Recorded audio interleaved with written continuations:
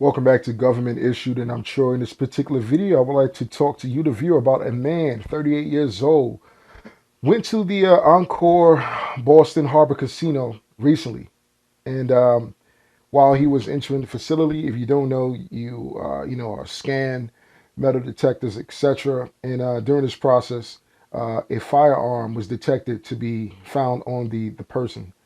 But instead of just complying with the law, if you were a law-abiding citizen, this man decided to run um, and flee the scene. This man has since been identified as 38-year-old John Montero. And I'm not sure what he had to say about the incident, but fortunately, police put out a report. Um, and Montero was spotted traveling in a vehicle area of 35 Pine Street at 1:24 p.m. Monday, according to police.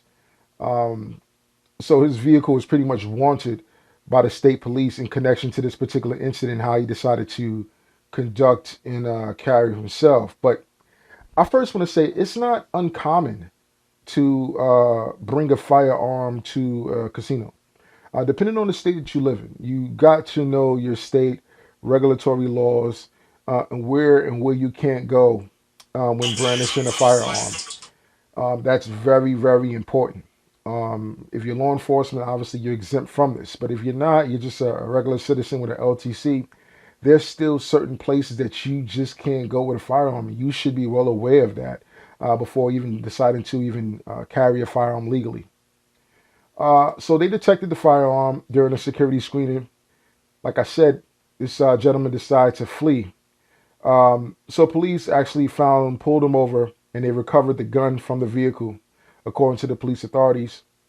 The firearm was loaded with one in the chamber and 14 rounds in the magazine. That's another no-no. There's a magazine ban in Massachusetts.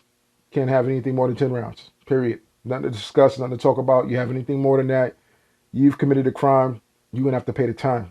Again, if you're law enforcement or if you have pre-banned magazines for certain types of firearms and assault rifles, right?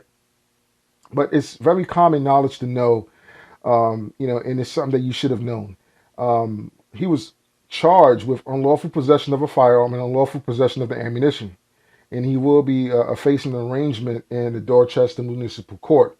So that then tends to tell me that he didn't have an LTC. He was illegally carrying a firearm without a license. So therefore, you're breaking a crime, felony crime too. And I doubt that, excuse me, they're going to allow him to get off lightly in regard to this particular matter. It's very unfortunate, but you got to understand the laws and what the state you live in is very important because this can get you jammed up.